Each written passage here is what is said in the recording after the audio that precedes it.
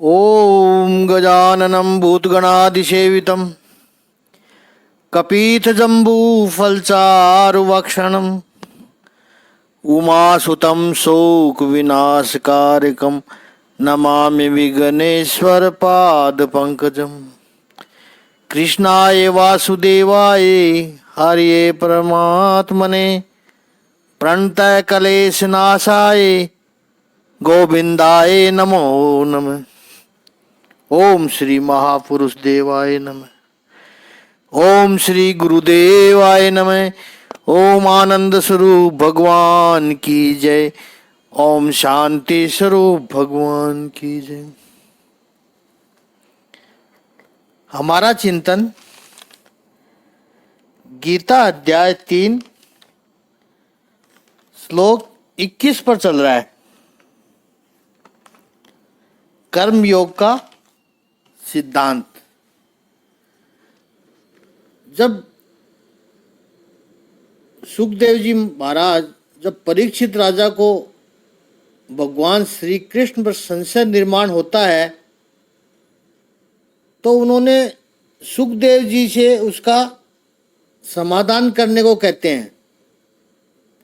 कल हमने इस पर चिंतन किया था कि परीक्षित जैसा व्यक्ति जो गंगा नदी के पवित्र तट पर बैठकर सुखदेव जी जैसे परमहंस योगी से पूर्ण पुरुषोत्तम परब्रह्म परमात्मा श्री कृष्ण की लीलाओं का श्रवण कर रहा है, उसके मन में भी यह संशय आया है। और उस समय जो सुखदेव जी जो उत्तर देते हैं वो हम सभी के लिए बहुत प्रेरक है, मार्गदर्शक है। श्रीमद् भागवत के 10वें स्कंद के 33वें अध्याय का 30वां श्लोक में यह बात है। यहां पर सात्विक भाग थोड़ा कठोर हुआ है सुखदेव जी का। निजी रूप से ये सुखदेव जी को पसंद नहीं आया यह परीक्षित का प्रश्न, क्योंकि रासलीला का वर्णन करते समय आरंभ में सुखदेव जी ने कह दिया था कि ये मात्र शरीर की लीला मत समझना, और ये शरीर की लीला है भी नहीं, ये अशारीरिक प्रेम है, ये ईश्वर के साथ एक रूप करने की योग माया है। ये सुखदेव जी ने पहले ही बोल दिया था कि अब तुम्हें वो चीज सुनाता हूं जो प्रभु को वो जीव को एक रूप बनाता है। लेकिन यहां पर जो सुखदेव जी उत्तर देते हैं कि महापुरुषों के जीवन में कई बार ऐसी घटनाएं होती है जो सामान्य व्यक्ति समझ नहीं पाता, और स्वयं समझ नहीं पा रहा है तो स्वीकार करने की भी उसमें योग्यता नहीं होती है, सहजता नहीं होती है। तो वो क्या करता है कि सूरज के सामने धूल फेंकना शुरू कर देता है। वो महापुरुष की निंदा शुरू करने लग जाता है। ऐसा तो नहीं सोचा था, इतने बड़े होकर के ऐसा करेंगे। अब किया है या नहीं किया आपको तो पता नहीं है, और आपने तो मान लिया। तो निंदा कभी मत करना। सुखदेव जी कहते हैं जैसे अग्नि के अंदर कोई वस्तु जाए वो राख हो जाती है, भस्मीभूत हो जाती है। ऐसे महापुरुषों के जीवन में पवित्रता की अग्नि ऐसी होती है, ज्ञान की अग्नि ऐसी होती है, तपस्या की अग्नि होती है। कदाचित ऐसा वर्तन हो भी गया हो तो लोग समझ नहीं पाएंगे, लेकिन उनके जीवन में जो भस्मीभूत हो जाएगा वो सब, कैसी भी लीला हो सब भस्मीभूत हो जाएगी। कभी भी किसी महापुरुष की निंदा नहीं करे।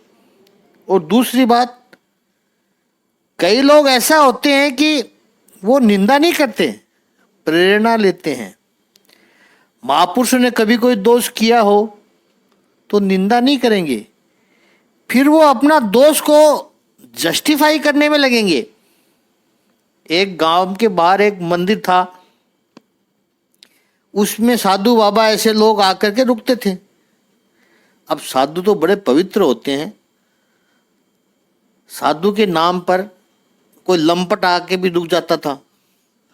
तो वहाँ उस मंदिर में रुके हुए थे जो चिलम में गांजा फूंक रहे थे। अब जो उस गांव में गांजा नशा करते थे वो कहते थे कि महाराज जी है, साधु है, वो गांजा सुलभा फूंक सकते हैं।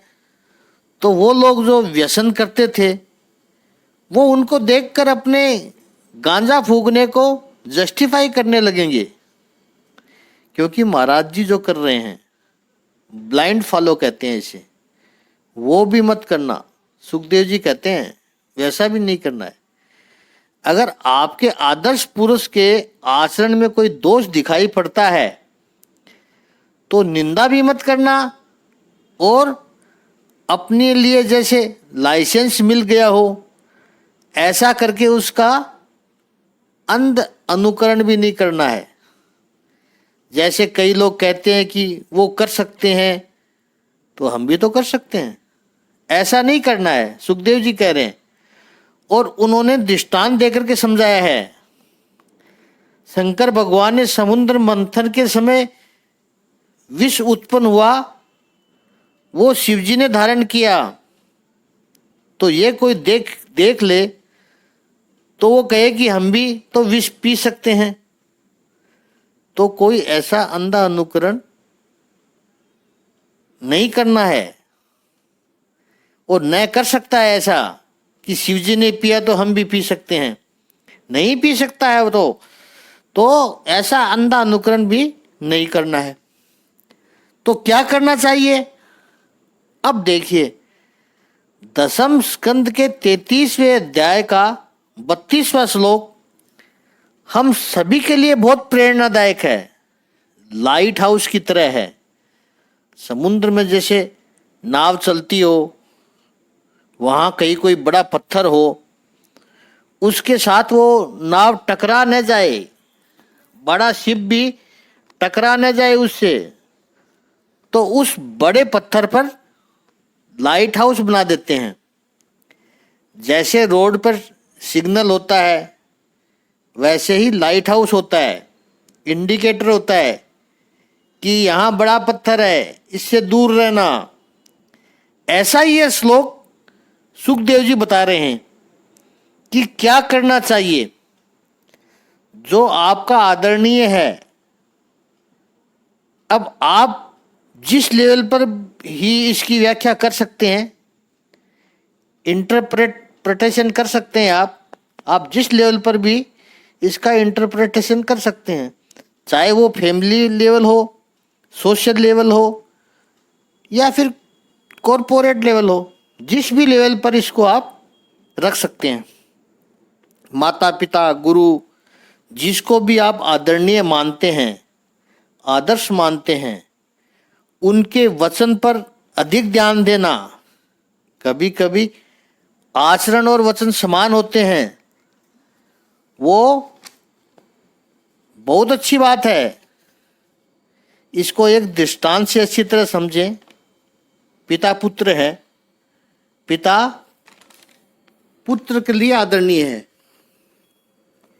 बेटा पिता का फॉलो करता है। अब पिता का उपचार और आचार, वचन और आचरण, ये दोनों समान यदि होंगे तो पुत्र का कर्तव्य है कि पिता जो कहते हैं वही करे, पिता का आचरण करे, फॉलो करे, उनको अनुसरण करे उनका। जैसे पिता अपने पुत्र से कहे कि वत्स, जीवन में कभी कोई व्यसन मत करना, और पुत्र देखता है, पिता को बहुत करीब से, समीप से देखता है कि पिता के जीवन में कोई भी व्यसन नहीं है, तो पुत्र का कर्तव्य है कि पिता के आदेश का पालन करना। क्योंकि पिता के वचन और आचरण में समानता है। वो बोलते हैं वही करते हैं और वही कर रहे हैं। तो पुत्र का कर्तव्य है कि पिता की बात को मान ले, स्वीकार करे, उस पर आचरण करे। लेकिन कभी कभी ऐसा भी हो सकता है कि वचन और आचरण में अंतर हो, फर्क हो।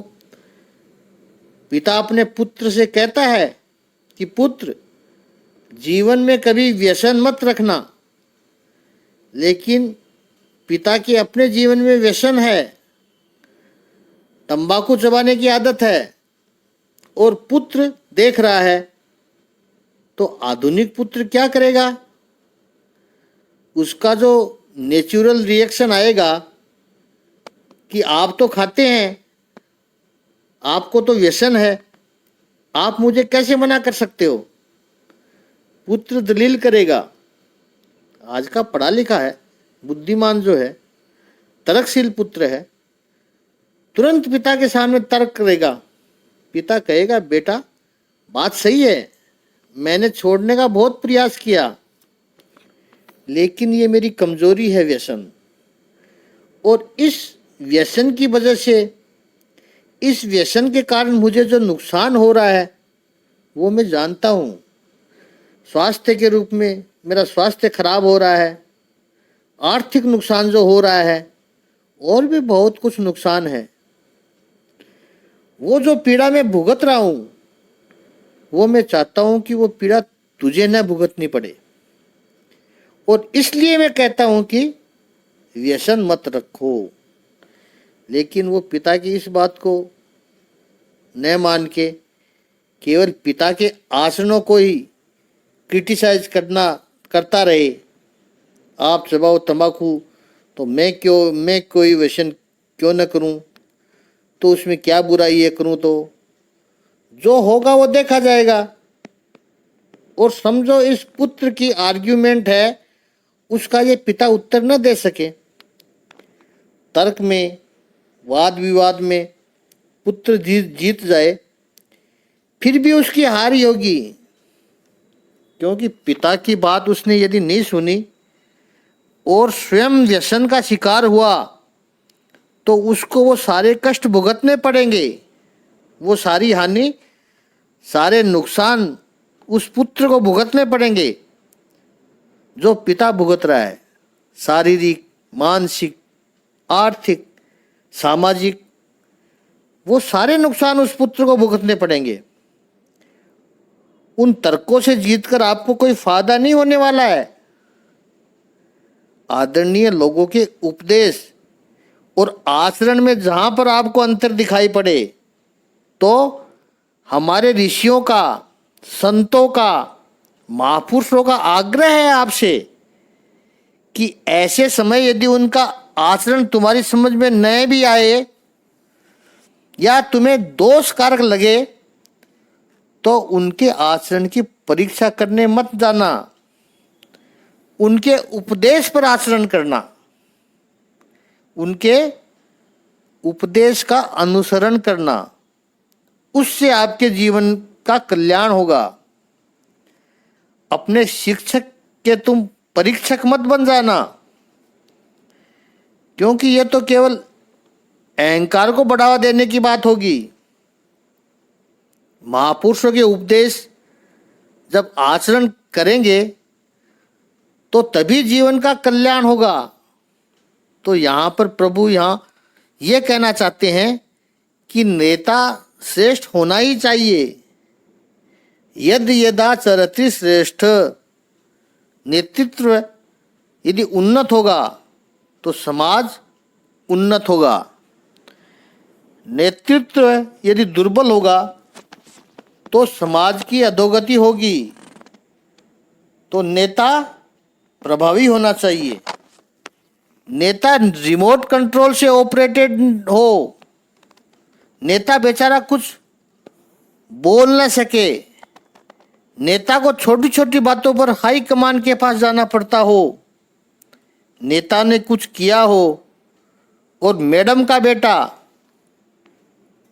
उस प्लान के पेपर को फाड़ डाले और नेता कुछ भी न बोल सके, ऐसे नेता किस काम के?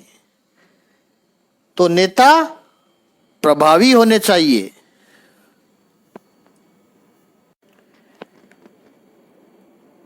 और सच पूछो तो नेता के बारे में लोगों के मन में थोड़ा सा डर भी होना चाहिए। अर्थशास्त्र में चाणक्य कहते हैं कि थोड़ा डर होना चाहिए नेता का लोगों के मन में। नेता अद्भुत होता है, और ऐसे नेता जो आचरण करते हैं, लोकस्त दनुवर्तते, लोग उनके पद चिन्हों पर चलते हैं। डेमोक्रेसी सबसे अच्छी शासन पद्धति है। लोग अपना नेता चुनते हैं तो स्वाभाविक है लोग जैसा होंगे वैसे ही नेता होगा। लोग यदि भ्रमित होंगे तो गलत आदमी को चुनेंगे। जैसा देखते हैं हम 10 साल पहले तक, पैसे दे दिए, दारू की बोतल दे दी तो गलत आदमी चुन के आ जाता था। दूसरे दिन वही लोग आधे नशे में ठप्पा मार के आ जाते थे और उसको जीता देते थे। अब परिवर्तन हो रहा है और उसके अच्छे परिणाम भी हम देख रहे हैं। प्रजा अपना नेता चुनती है, ये पाश्चात्य विचार है, विदेशियों के विचार है। भारतीय शास्त्रकारों ने कहा वास्तविकता यह है कि यथा राजा तथा प्रजा, जैसे लोग होते हैं वैसा राजा नहीं है, जैसा राजा होता है वैसे लोग बनते हैं। नेता अपने राष्ट्र का, अपने समाज का निर्माण करता है, यह नेता का सामर्थ्य है और ऐसा सामर्थ्यवान नेता होना चाहिए। बात यह सही है कि जिन लोगों ने कहा कि लोग ही अपना नेता पसंद करते हैं और लोगों के जैसा नेता बनते हैं, वहाँ पर आप देखिए विश्व का इतिहास को आप देखिए। 20वीं सदी के दूसरे दशक में रूस में क्रांति हुई। जार जो राजाशाही थी उसको हटा करके वहाँ पर कम्युनिज्म आ गया, साम्यवाद आ गया और मजदूरों ने किया। मजदूरों का शासन, छोटे छोटे लोगों का शासन। उन्होंने निशान दिया, झंडा दिया, सिक्कल यानी हाशिया दराती जैसा निशान और एक हथौड़ा दिया। हथौड़ा फैक्ट्री के मजदूरों का प्रतीक है और हाशिया दराती किसानों का प्रतीक है।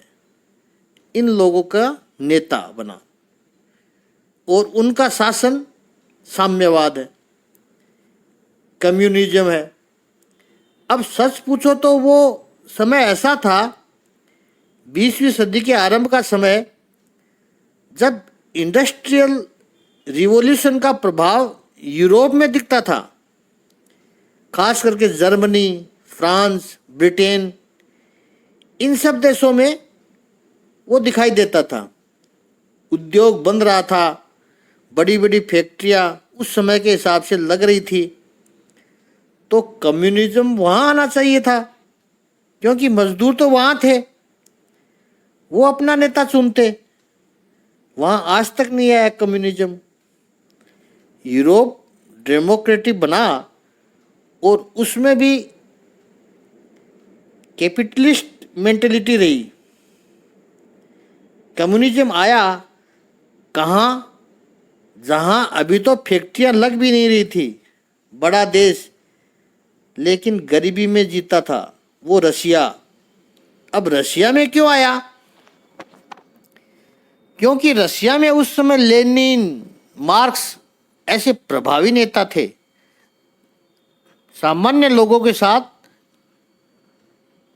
लेनिन इतना घुल मिल गया था कि उनको वो अपना लगने लगा था और लेनिन के नेतृत्व पर वहाँ पर क्रांति हुई। किंगशिप जो थी, राजाशाही जो थी, उसको हटाया गया और कम्युनिज्म की स्थापना हुई। तो ये कहते हैं कि प्रजा जैसी हो वैसा नेता होता है, नहीं, नेता ही प्रजा का नेतृत्व करता है, नेता ही समाज का निर्माण करता है। ये बात हमें स्पष्ट समझ लेनी चाहिए। और ऐसे जो नेता है उनका कर्तव्य बने कि वो अपने श्रेष्ठ तत्व को बनाए रखें, और उनका श्रेष्ठ तत्व यदि बना रहेगा तो समाज को योग्य मार्गदर्शन मिलता रहेगा। अगला जो 22वां श्लोक जो आ रहा है उसकी थोड़ी सी भूमिका बना दें तो भगवान ने जो बात कही है उसको सुनकर अर्जुन के मन में ऐसा प्रश्न उपस्थित हो कि प्रभु आपने जनक का उदाहरण दिया 20वें श्लोक में। अब जनक तो कई शताब्दियां पहले हुए हैं, उनको तो हमने देखा नहीं। और कभी कभी ये भी होता है कि इतिहासकार कोई वर्णन करते हैं तो जो उस समय के हीरो होते हैं उनका कुछ बढ़ा चढ़ा कर भी वर्णन करते हैं। अतिशयोक्ति तो प्रभु हो ही जाती है। अर्जुन के इस संशय को देखकर प्रभु ने 3रे अध्याय के 22वें श्लोक में इसी विषय का प्रतिपालन करते हुए अपना खुद का दृष्टांत देते हैं कि मैं भी जो कर्म करता हूँ वो लोक संग्रह के लिए है।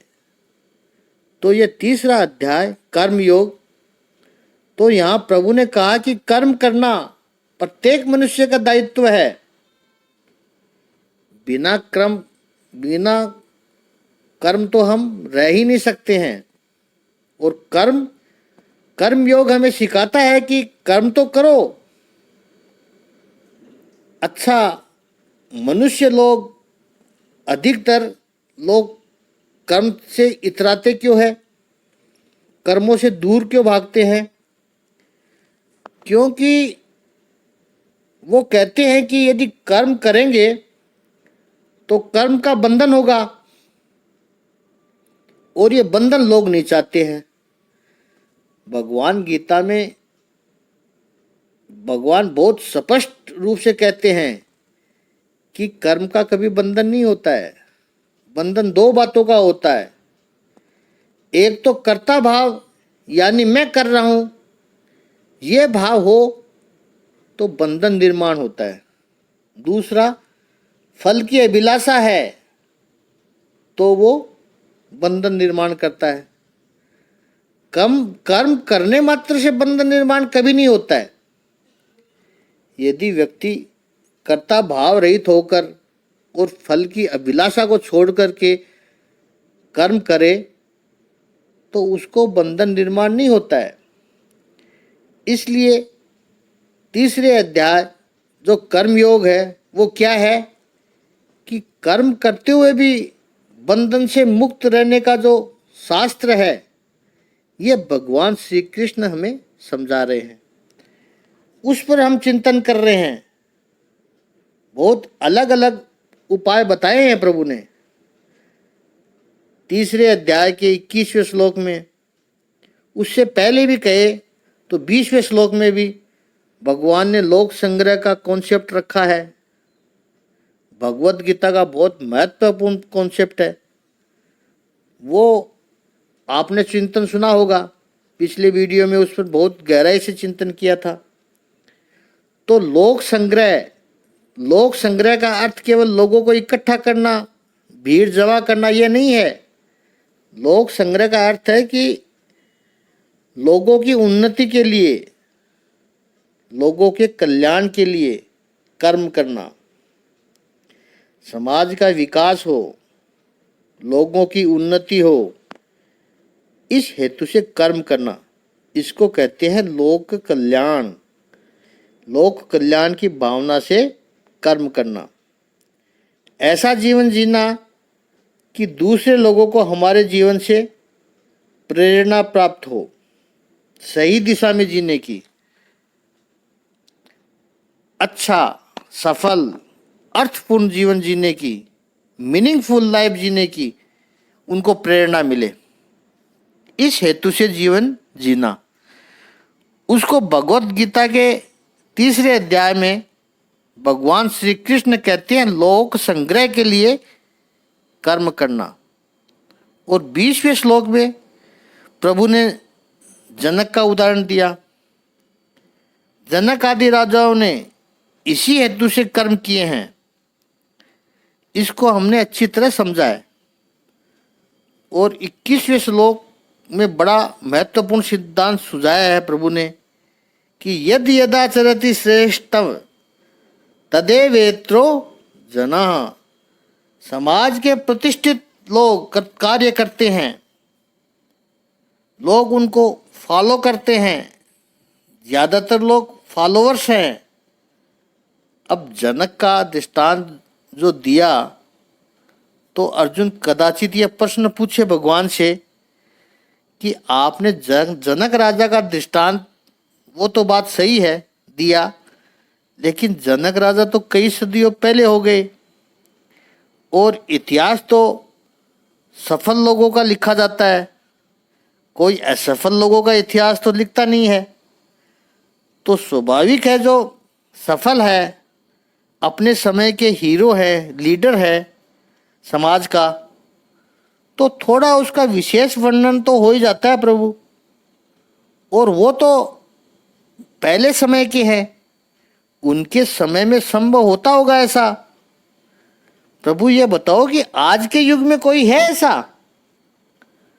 तो 22वें श्लोक में भगवान श्री कृष्ण अर्जुन को स्वयं अपना उदाहरण दे रहे हैं। लोक संग्रह के लिए कौन जीता है यह पूछ रहा है तू अर्जुन? मैं खुद जी रहा हूं जो तेरे सामने खड़ा है। जनक तो दूर का था, बहुत सदियों पहले का था, आज कौन है ये तू पूछ रहा है? तो देख, मैं तेरे सामने खड़ा हूं। और आज के युग में जब मेरे लिए संभव है तो अर्जुन सभी के लिए संभव है। और क्या कहते हैं भगवान? तो 3 अध्याय के 22वें श्लोक को लेते हैं। इसका शाब्दिक अर्थ है कि हे प्रथापुत्र, तीनों लोकों में मेरे लिए कोई भी कर्म नियत नहीं है, न मुझे किसी वस्तु का अभाव है और न आवश्यकता ही है, तो भी मैं नित्य कर्म करने में तत्पर रहता हूँ। क्यों रहता हूँ, इस पर कल अच्छी तरह से चिंतन करेंगे।